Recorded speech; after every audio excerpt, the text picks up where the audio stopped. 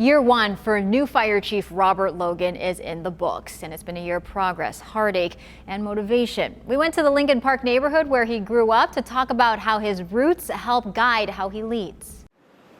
Coming back here just brings back so many memories. What filled you with joy as a child? I was a typical kid, so we played football in the street. This was a dirt lot. And we should actually cut through this dirt lot, and there was a trail that went up behind Huffman's Barbecue, which was a staple in the community back then. This is the house that I would run to the front yard or run to the window when the fire engine would go by. When you heard the fire trucks, when you heard the alarms, if you had to describe that in one word, what would it be? My one word would be fascination.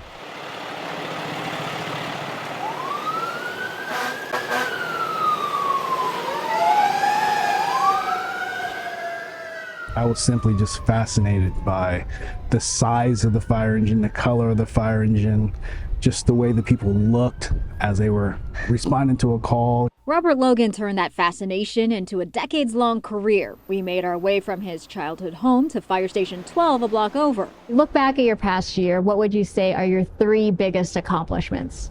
I would say number one is navigating the budget cuts without having to brown out any fire stations. Number two, getting through my first year. Yeah.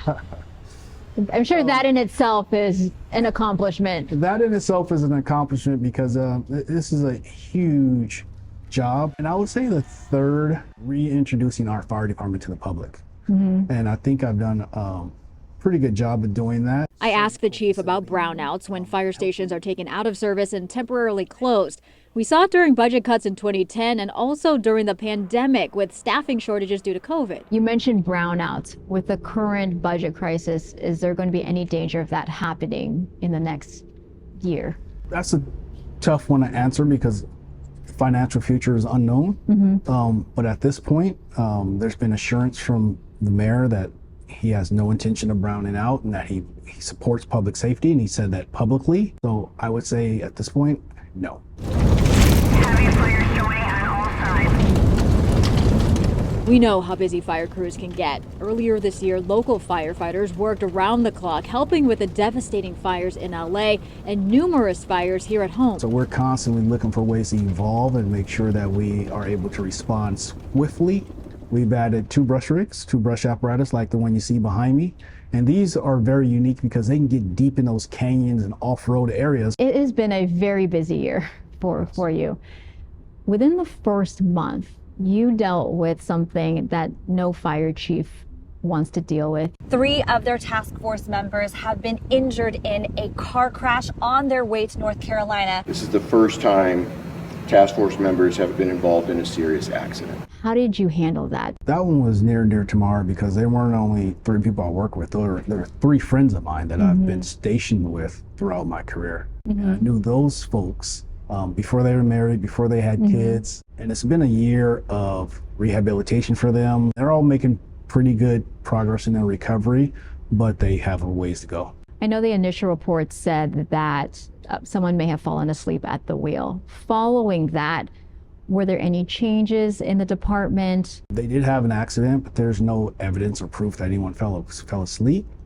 But because of that accident, we've changed the way that we respond when we're going outside of the county to give aid. So now we have driving parameters where we shut down a certain time at night and get hotel rooms and rest. In talking about taking care of your own staff, what improvements have we made to wellness, not only physical, but also mental? Our wellness program is probably one of the most robust in the country. We just opened up a wellness center in Kearney Mesa area.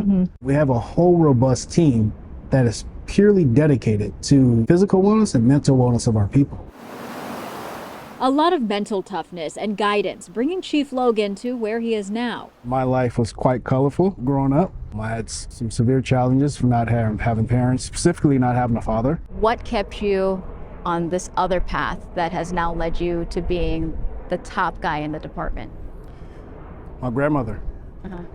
She instilled some values in me that just sunk in deep, and it was one thing I didn't want to do was let her down. as he runs into friends wherever he goes. Oh, he taught us how to play football and right here. He's determined not to let the city of San Diego down either. And thank you so much to Chief for sitting down with me. If you have a story idea for me, you can send me an email, melissa.masiha@10news.com, or you can scan that QR code there on your screen. I cover AAPI communities, consumer issues, education, as well as utilities.